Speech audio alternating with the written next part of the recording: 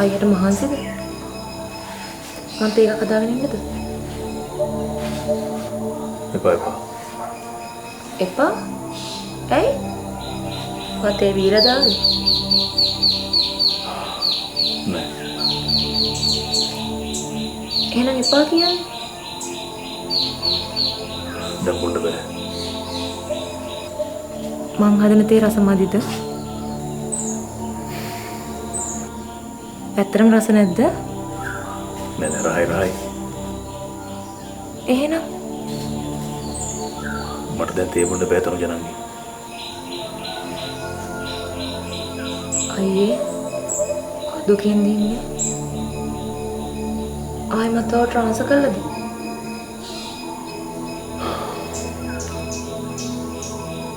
එහෙනම් වැඩ නතර කරලා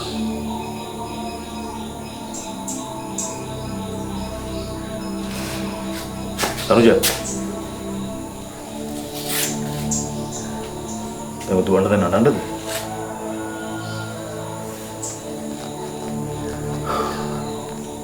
හැමදේම හරියයි. අඬන්න එපා. ඩකින් හරි වෙලාවට බඩු ටික එතෙන්ට එයි. ඕකේ.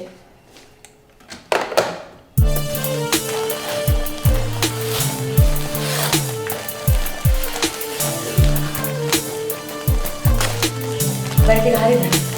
හරි නේද? මේ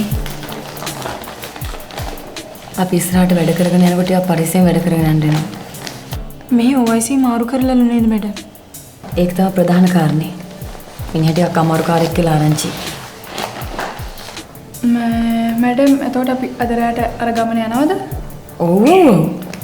කවුරු නිසාවත් අපි අපේ වැඩ අතපසු කරගන්න හොඳ නැහැ. හැබැයි ටිකක් වැඩ කරනකොට කල්පනාවේ. හදිසිය තහවුරු කරන්න ඕන දේ දන්නවනේ. දන්නවා මැඩම්. අනිත් කාරණා තමයි ලක්ෂ්මන්. ලක්ෂ්මන් ගැන තව ටිකක් අපිට හිතන්න දෙනවා. ඌ 60 වත්තේ බිස්නස් පටන් අරන්. මිනිහට මා ජරා වුණක් තියෙන මැඩම්. අන්න මිනිහ පේන්න බෑ. කොහෙදි හරි මිනිහා හම්බුනොත් මිනිහා මගහැරලා දාන්න. මිනිහා ටිකක් අමාරු කාර්යයක්. මිනිහා අල්ලගෙන ඉන්නේ සෙනවිරත්න මන්ත්‍රීතුමා.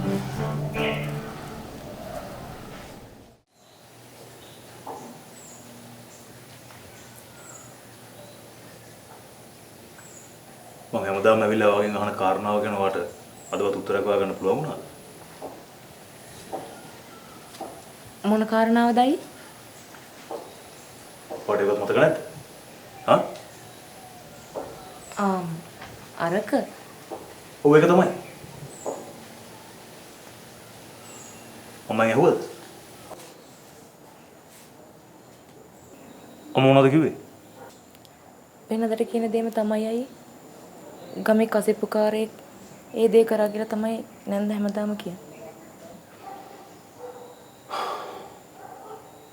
මට දැන් ඔය කතාව අහලා ඇති වෙලා තියෙන්නේ. මට පේන්නේ වාට කිසිම උනන්දුවක් නැහැ වගේ. වාට හරියට උනන්දුවක් තිබ්බනම් මේ වෙද්දි අම්මගේ අත සිද්ධිය මොකද්ද කියලා අහගෙන. වාට මෙතන උනන්දුවක් නැත්තේ.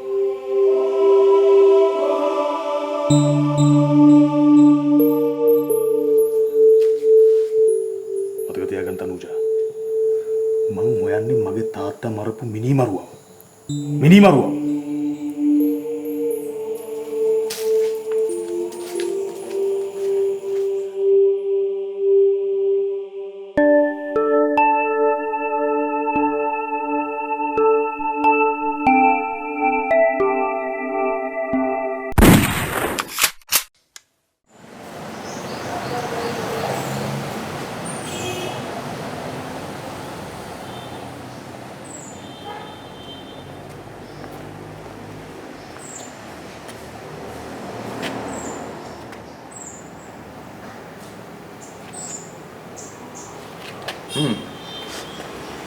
සේනාධිර මහත්තයා මොකද නිකන් 18 අරන් 100ට විකුණලා වගේ.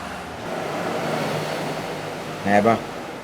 මම මේ කල්පනා කරේ අපේ කොල්ලා ගැන. ඒ මොකද ඒ?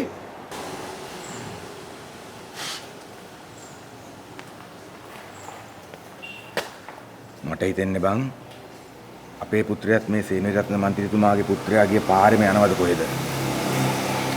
ඌත් ඒ වගේම යකාට යන්න වගේ හදන්නේ. ඒ කියන්නේ මිනිහා ඩ්‍රග්ස් ගන්න එකද සේනාධිර මහත්තයා කියන්නේ? වෙන්න ඇති බං වෙන්න ඇති. දැක්කනේ ත්‍රිවිල් එකේ පිඹගෙන ගිය හැටි. ඔය ගිය මචං පදාති ගමනක්. අනිවාර්යයි.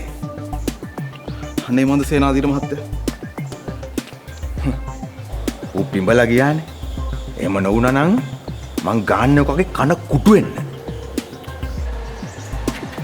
මොකක් වෙලා සේනාධිර මහත්තයා දැන් හදන කොල්ලන්ට? ඔව් බං. දැන් නිකන් මේ බත් කනවා වගේනේ මත් වෙන දේවල් ගන්නෙ. ඒකාත් එකට මේවට අපිත් වග කියන්න ඕනේ. මං කියලා තියෙන්නේ මූට අම්මවත් බලාගෙන ගෙදරට වෙලා ඉඳපන් කියලා. එහෙම කියලා තියෙන එකේ මූ රැතිස් යනවා රවුම් ගහන්න. දැන් හැදෙනවට වගකීමක් නැහැ නේ සේනාධිර මහත්තයා. කිසිම වගකීමක් නැහැ. මට වෙලාවකට හිතෙන්නේ උන්ට අපි කණ්ඩ බොණ්ඩ දීලා හදනවට වඩා හොඳයි මරලා දැම්මනම්. සේනාධිර මහත්තයා. දැන් අපේ සේනාධිරත්න මන්ත්‍රීතුමා මේ ගැන දන්නවද? හැබැයි මං කියන්නේ ඉන්නේ. එයාට කියලා වැඩක් නැහැ. මොකද සේනාධිරත්න මන්ත්‍රීතුමා ඉන්නේ එයාගේ පුතාවත් පාලනය කරගන්න බැරි තත්ත්වයක. ඒකත් ඇත්ත තමයි බං.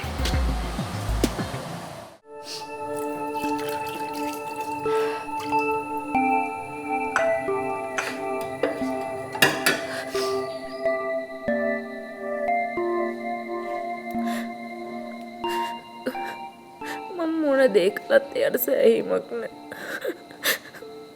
මං කී දවසක් නැන්දගෙන් ඇහුවද? කෝ නැන්ද හැමදාම කිව්වේ කසිප්පු පෙන්න කොල්ලෙක් වෙඩි තිබ්බා කියලා විතරමනේ.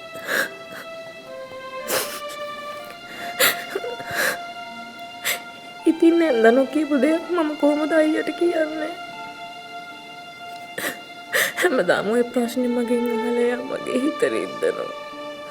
මගේ ගැන කිසිම තැකීමක් නැහැ.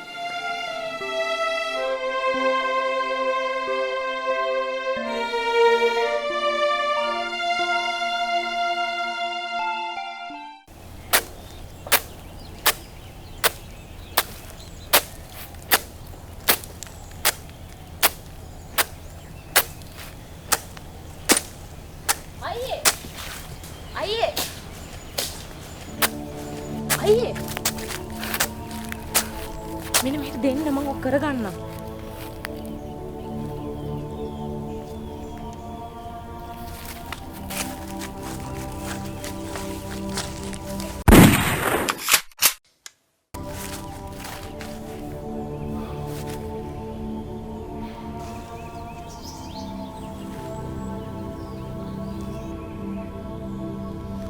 මගේ තාත්තා මරපු මිනිමරුවා කවුද කියලා හොයාගන්න ඇයි ඔයාට මට උදව් කරන්න බැරි? මට උත්තරයක් දෙන්න. ඔය කාරණෙත් එක හේතුවක් නේදයි මේ මම ගැන නොහිතා ඉන්න. ඔව්. ඒකත් එක හේතුවක් තමයි.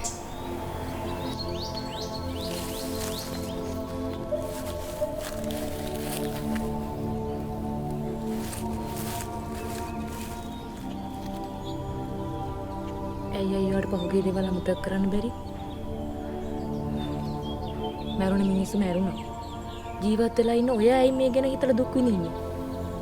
මේ ආයෙ මම ඉන්න තැනක මට ඇහෙන්න ඔය කතාව කියනව නෙවෙයි. මගේ තාත්තා මැරිච්ච මිනිස්සෙක් නෙවෙයි. මගේ තාත්තව මැරුවා.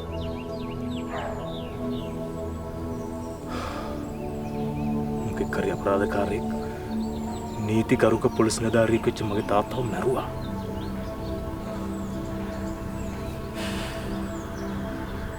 වෛරයෙන් වෛරය සංසිඳෙන්නේ නැහැ නේද අයියේ?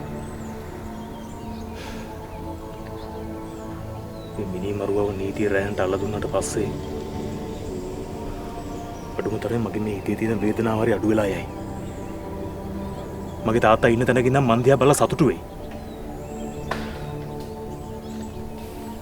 මට ඕන දෙයක් ඉවසන්න පුළුවන් නංගි. හැබැයි මට මගේ තාත්තා මරපු සිද්ධිය අමතක කරන්න බෑ. මට ඒක ඉවසන්නත් බෑ.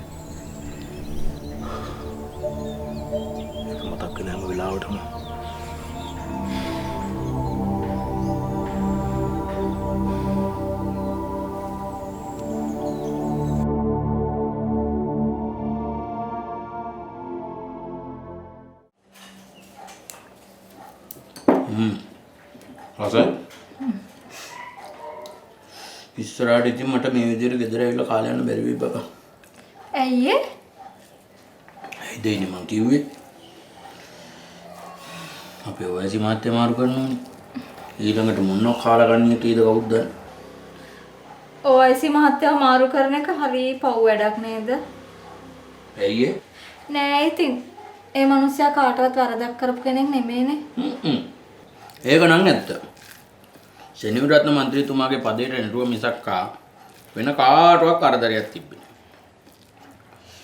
ඇත්තටම ඉතින් අපේ OIC මහත්තයා ඉඳන්නේ මං ගෙදර ඇවිල්ලා ඔයා වෙන බත් ටිකක් කාලා යන්නේ. මේ තව බත් ටික බෙදන්නද? පිටුද?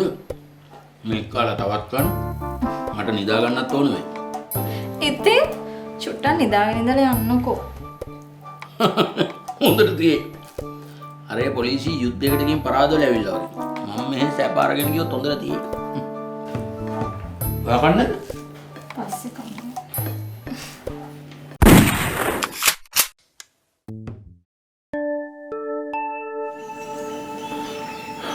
මිනිමරුව ගැන අම්ම දන්නවා.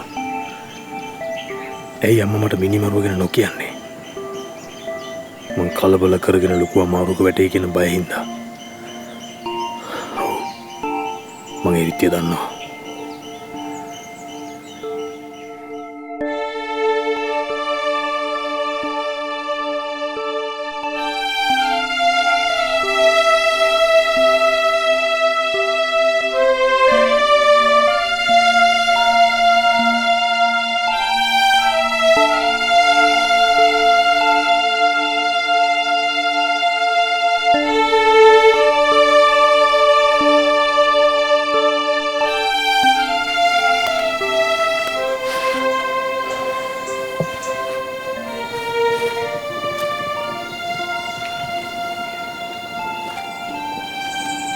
අයියා තාමත් හිතන්නේ ඒ ගැනමද?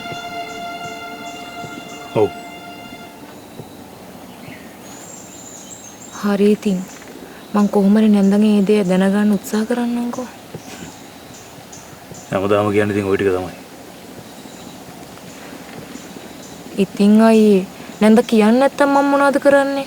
කියන්නේ නැත්තම් කොහොම හරි කියව ගන්න බලන්න ඕනේ. අපි කොහොම හරි තාත්තගේ මිනිමරුව හොයාගන්න ඕනේ. මාව නිකන් පිච්චෙනවා වගේ. එහෙනම් ඔය තැඹිලි වතුර ටිකෙන් බොන්න.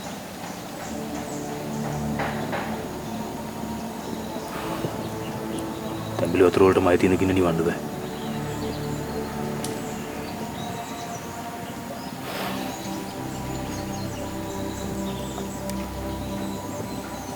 රසයිනේ.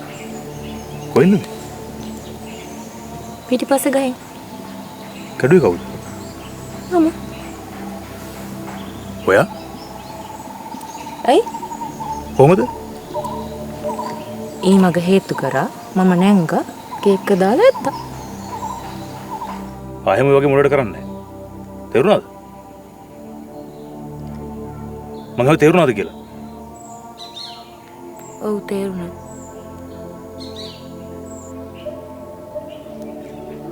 ඔයාට මොකක් හරි කරදරයක් වුණොත් අර ඇඳේ වැටලා ඉන්න අම්මට පුළුවන් නැගිටලා ඉන්න. හා? අනික මං හැමදාම ගෙදර එනවද? මැරිලා යන්න තමයි වෙන්නේ. ඉතින් සැර කරන්නේ? සැර කරන්නේ නැතුව කියන්නකෝ. මොඩි. ඇයි? ඒ කියන්නේ මම වැඩ කරන්නේ පොලිසිය කියලා අමතක වුණාද? ඔව් අනේ. ඔයා පොලිසිය වැඩ කරන්න කියලා මට අමතක වුණා.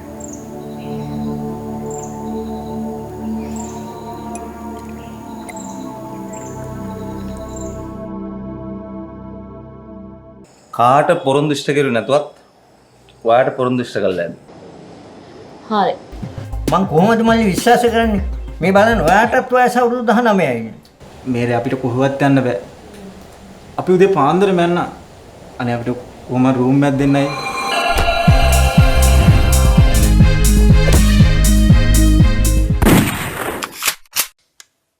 දිනපතා අලුත් වීඩියෝ සහ ප්‍රවෘත්ති නැරඹීමට ඉහත බටන් එක ක්ලික් කර සියත TV සබ්ස්ක්‍රයිබ් කරන්න.